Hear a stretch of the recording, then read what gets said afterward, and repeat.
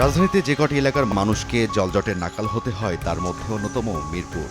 রাজধানীবাসীর ভোগান্তি কমাতে তৈরি করা হয় অর্ধশত হাজার কোটি টাকার ব্যয়ে মেট্রো রেল প্রকল্প, যা কিনা উপর দিয়ে বয়ে চলেছে আর আমি নিচে যেখানে দাঁড়িয়ে আছি সেখানে জলাবদ্ধতার সৃষ্টি হয়েছে।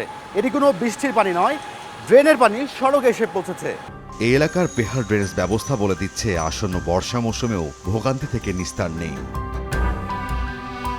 শুধু মিরপুর নয়, প্রতি বছর সামান্য বৃষ্টিতে ভয়াবহ জলাবদ্ধতার কবলে পড়ে রাজধানীর অর্ধশত এলাকা। ধানমন্ডি ২৭-এ দেখা যায় সড়কে পানির নিষ্কাশন পাইপের মুখেই জমে আছে ময়লা। ম্যানহোলে ময়লা জমে ড্রেনের পানি উপচে সড়কে আসার উপক্রম। ফোন দিতে তারপরে যায় ১-২ জন ৩ জন একদিন আসে, কিন্তু ওরা ওদের যে দায়িত্ব সেই দায়িত্ব মোতাবেক কোনো কাজই করে না। ওরা যাত্রী নেওয়া যায় না, ময়লার ভিতরে নামে না, আমার বসে থাকতে হয়। কোমর পর্যন্ত পানি, গাড়ি টাইনা নিতে হয়, কারণ যাত্রীও নামে না, গাড়িও চাপাইতে হয়, সরাইতে হয়, গাড়ি স্টার্ট নেয় না। এখানকার ময়লা আবর্জনা পানি আসে, সেটা মানুষের গায়ে লাগছে। আমার ওয়াইফ আমার ঘরেই ঢুকতে দিচ্ছিল না, এরকম একটা ব্যাড স্মেল আলা পানি। আন্ডারগ্রাউন্ডগুলো ভালো করে করতে হবে, বড় করে করতে হবে, পরিষ্কার করতে হবে, তাহলে তো হবে না। দীর্ঘমেয়াদের একটা সময় নিয়ে কাজ করবে, এই কাজগুলো কেউ করার চেষ্টা করে না। কেন করে না? এটা হলো তার সদিচ্ছার অভাব আছে। জলাবদ্ধতা নিরসনে চলতি বছরের ফেব্রুয়ারিতে নতুন করে ঢাকার খালগুলো পুনরুদ্ধারের উদ্যোগ নেয় অন্তর্বর্তী সরকার, কিন্তু বাস্তবতা ভিন্ন। এলাকার যত মহল্লার ময়লা আছে সব খালের ভিতরে ফালায়। খালের এই মুখটা বন্ধ করে অপরিষ্কার গ্যারেজ তৈরি করছে, আমরা কিছু বলতে পারি না।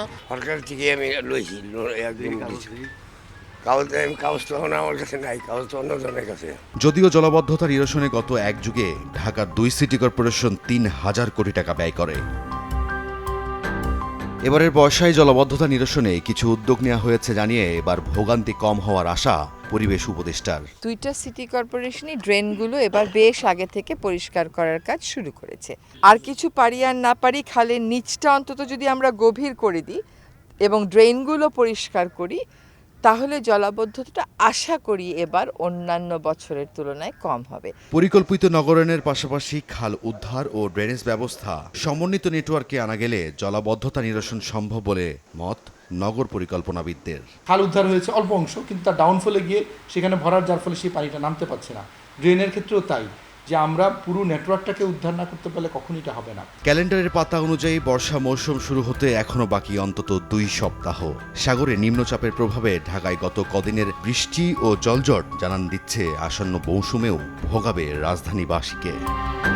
রায়দুল ইসলাম শুভ, সময় সংবাদ, ঢাকা।